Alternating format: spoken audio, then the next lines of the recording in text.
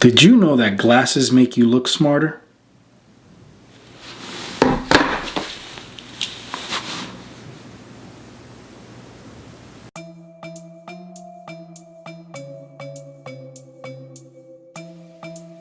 Hey, Mr. School Counselor, what is going on, everyone? Welcome home. And to my new viewers and subscribers, you already know I'm going to tell you this place is for you. Make sure you're liking, make sure you are subscribing on YouTube. Most importantly, though, sharing with a friend, with another parent, with a neighbor, a stranger, because we never know who can use this information that Mr. School Counselor has to offer. This week, thanks to my IG or Instagram community, we are talking to our sophomores. Yes, our sophomores in high school. They matter too, and they are extremely important in the whole high school college decision process. Sophomores, sit back, relax, get your parents, because this might be good for them too, all right? And welcome to the Mr. School Counselor Show.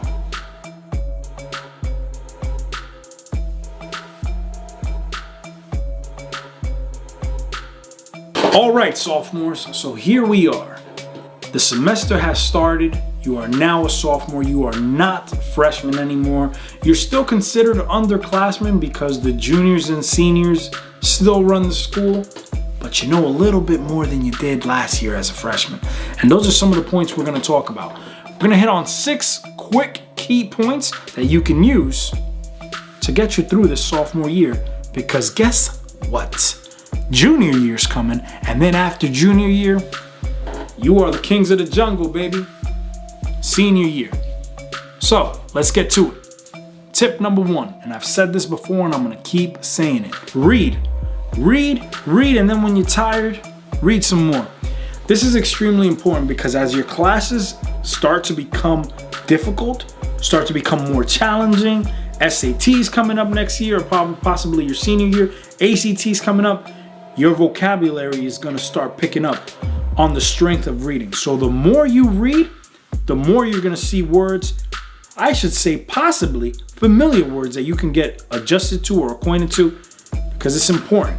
So when you wanna read and you get tired, read some more and put your phone down. Get yourself a journal or a notebook, some type of pad where you can keep for yourself to start jotting down some college plans, I should say, that you do have in your head. So let's say, for example, there are some schools that you want to attend or you're thinking about. Now's the time to write it down. You don't want to look back junior year and go, I was thinking about this school or XYZ school. No, you got it all in your planner. You don't have to have all that in your head because it's written down. Plus, you can even say, for example, if you had a certain school in your mind or in your choosing, when you go back and you want to plan a visit, you'll know why you wanted to plan that visit. So make sure, get yourself a journal, some type of pad, have it on you or in your possession. This way you can always write things down. Start meeting your teachers. You guys got now a little more leeway, a little more flexibility.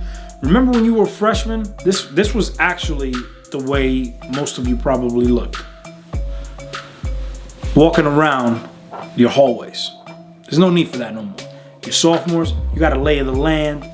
Start talking to teachers. This is where you start becoming a little more independent.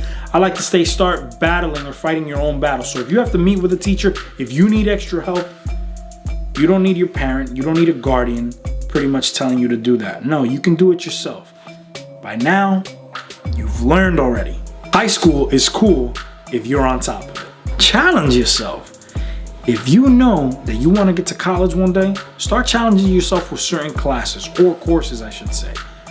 I know your social studies are tough out there, your maths, your histories, your language arts. These are your core courses that, if not all, most of you will have to take in order to get to the next level when it comes to the college decision process.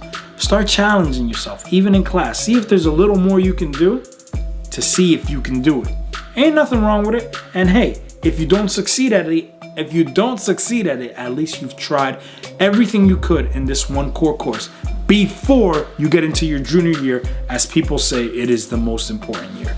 Get that out of your head. Every single year is the important year. PSATs, SATs, ACTs. Look, your SATs and your ACTs, you're gonna start taking them your junior year. If you have the opportunity or the resources to pay for tutoring and that's something you want to do, go for it. Try to maximize your skill in doing so. If I'm talking to the kid though right now that doesn't have the funds to pay for tutoring or doesn't have the opportunity to get resources, no excuses, y'all. I know it's tough. Sometimes it feels like it's not fair because you may be a have-not trying to go up against the have. And you know what I gotta say about that? It's like the love of the game and competition. You do not let anything hold you back. You go after what is yours. You take it. So if that means you gotta read a little more, if that means you gotta stay up a little bit more because you don't have that opportunity or those resources, doesn't make you dumb, doesn't make you broke, all right? So go after it. It just means that you're gonna have to work a little bit more. Get involved. Get involved, whether academically, athletically. This is your second year now on your respective turf. So you should know a little bit more of what your school has to offer as far as clubs, maybe what they have to offer as far as sports. Now's your chance to try, because the more you get involved now, the chances are when you get to college, you're gonna be involved on a college campus as well. And there's nothing like being involved on a college campus. Trust me, I loved it. I know there's a lot of people that love it, and it's a great way to meet new people. So start getting involved right now. Organization is key. It teaches you a lot of things as you get older and as you become an adult. So if you can, start having either a file or I would love to say a file cabinet, but if you don't, start with a simple binder or a simple folder and start putting things in there that are going to have to do with your college decision process.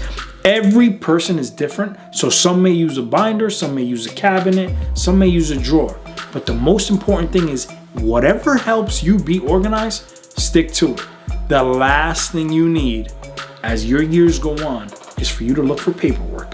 For example, when you get to senior year and you're looking for stuff to fill out the FAFSA form or your tax ID information or tax return information or your parents' tax return information, and you can't find it, that's where people start to freak out. Start early. This way, as you get older, you'll know what to do. All right, everyone. I feel like I spoke quickly in this today, but I was really trying to get it to you guys as soon as possible. My sophomores, go see your school counselors. Go say what's up to them. Ask them any questions. Don't nag them, but I like to say hello. See how they're doing. Ask them about their day. This way you start building that relationship. Do not wait until your junior year or your senior year to get to meet or know your school counselor. Remember, I love to say no excuses on that, all right? Once again, thank you for watching. We'll see you next week. Sophomores, good luck, and remember, you matter.